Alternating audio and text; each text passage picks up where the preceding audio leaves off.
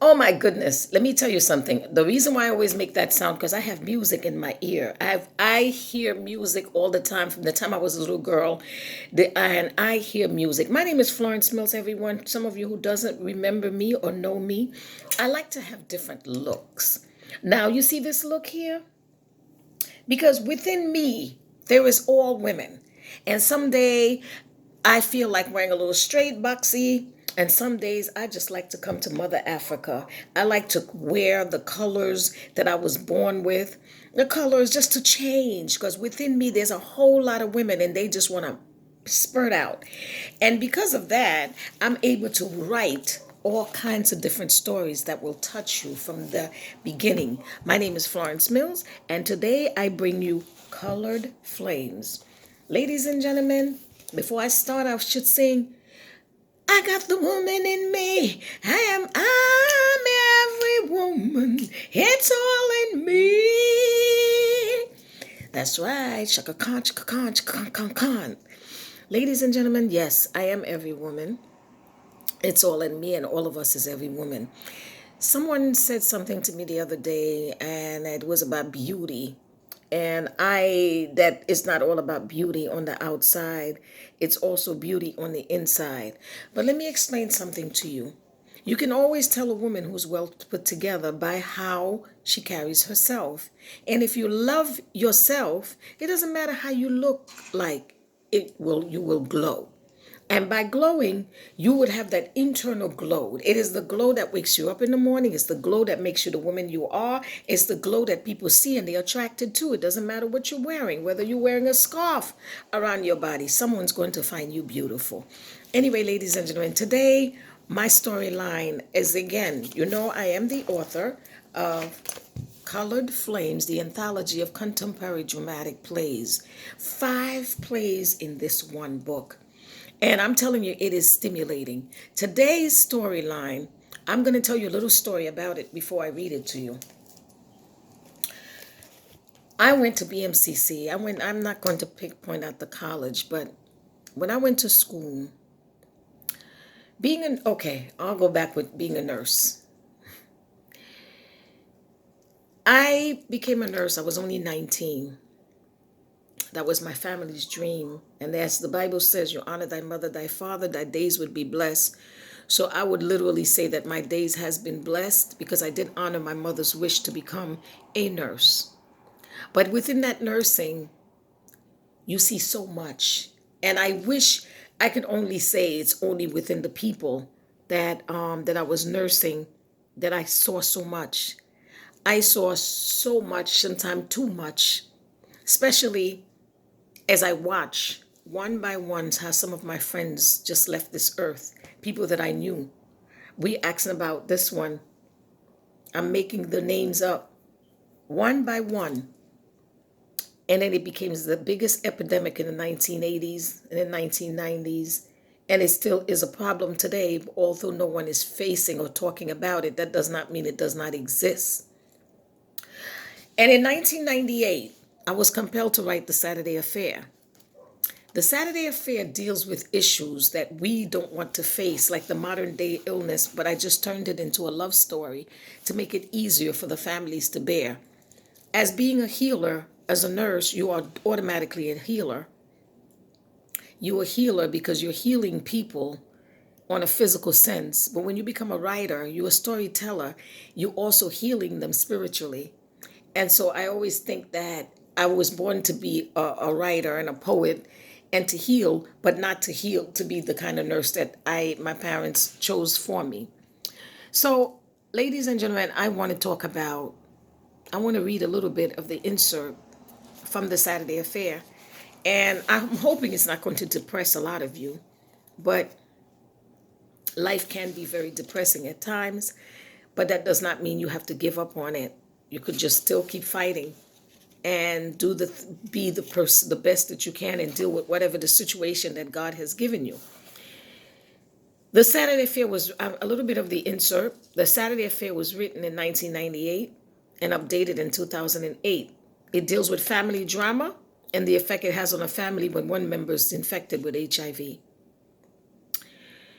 It was very, very difficult for me to write this piece because of the stigma.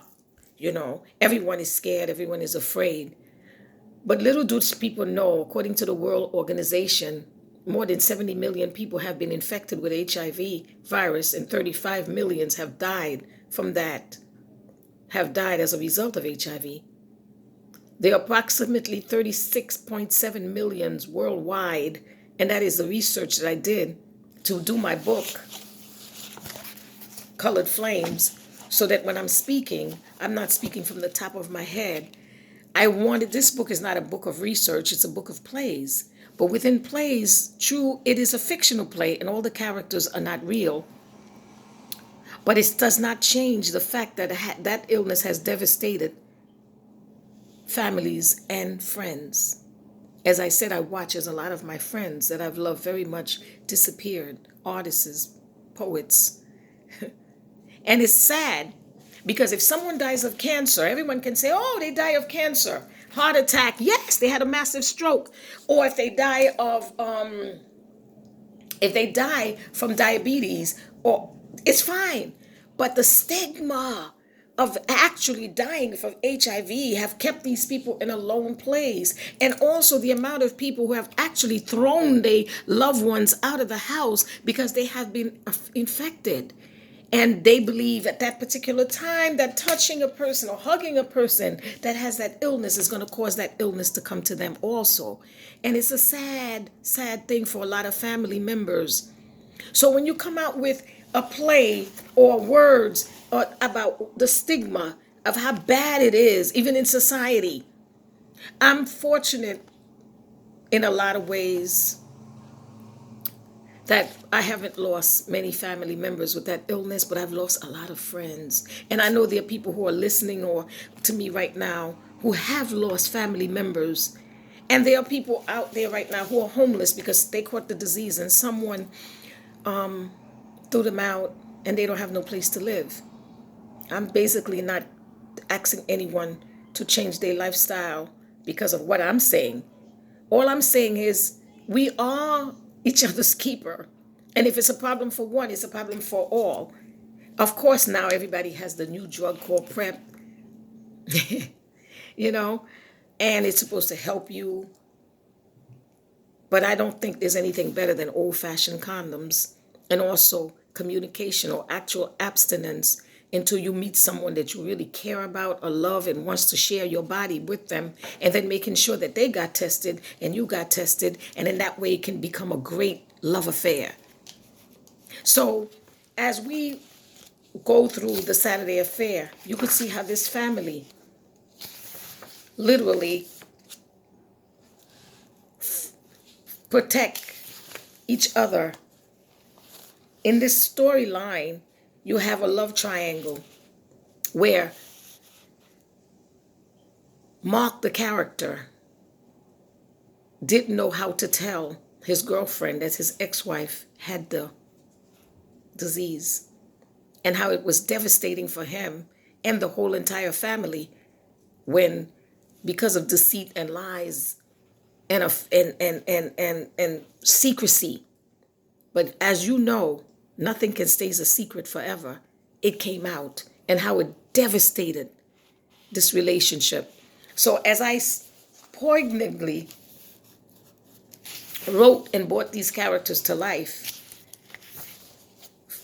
I thought about my own life and how everything in life is full circle and how I was losing half of my friends through this illness, and I wanted to bring the sensitivity of it. But it was also a lot of ignorance that I was learning when I was working, hearing a lot of people saying, oh, it's only homosexuals that got this disease. I'm not a homosexual. Not realizing that they weren't spared, because illness doesn't fall on trees, like my mother said, it falls on people.